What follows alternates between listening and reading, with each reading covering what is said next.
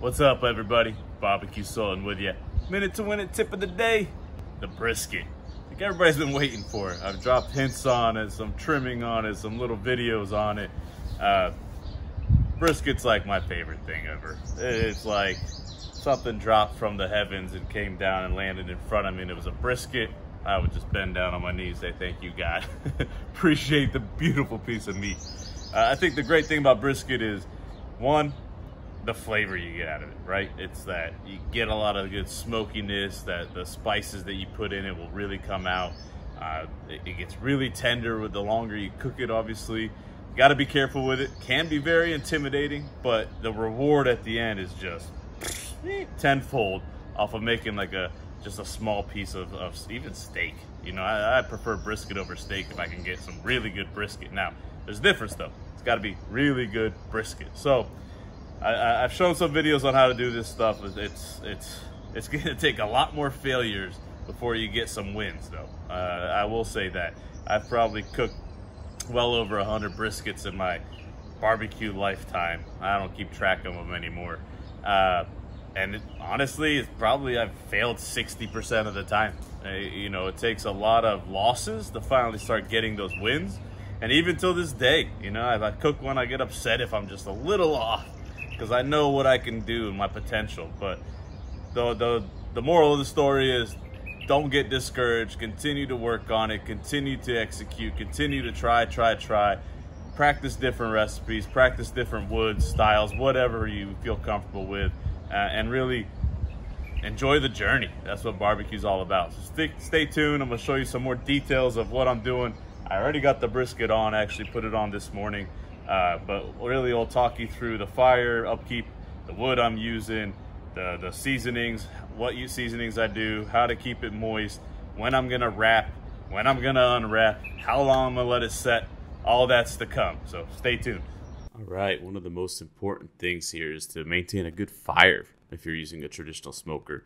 That means good quality wood, checking it, making sure the temp stays the same.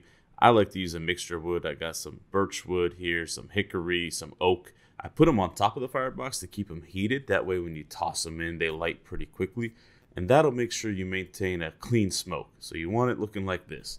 If you go in there and you got white plumes coming out, that means you've got a dirty smoke. And that's going to add bad tasting flavor to your brisket, trust me. So smoke is very important.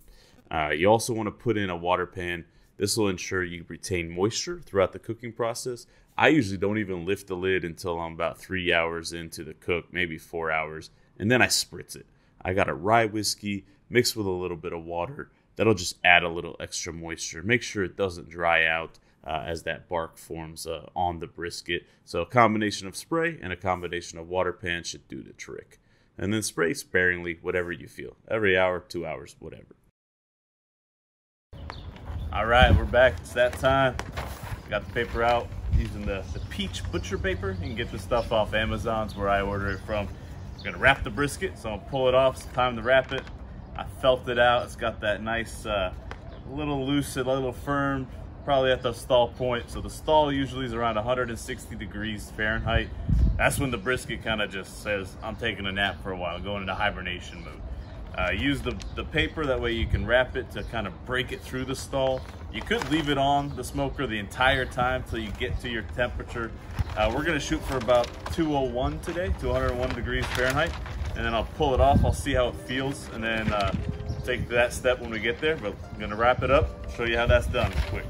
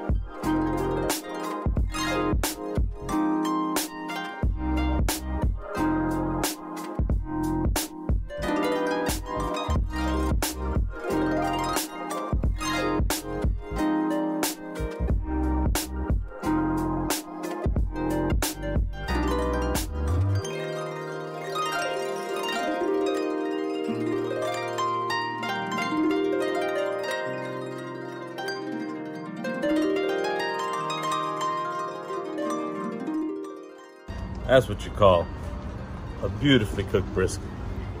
Holds its weight and just pulls apart. Look at that. Oh. Oh. Oh.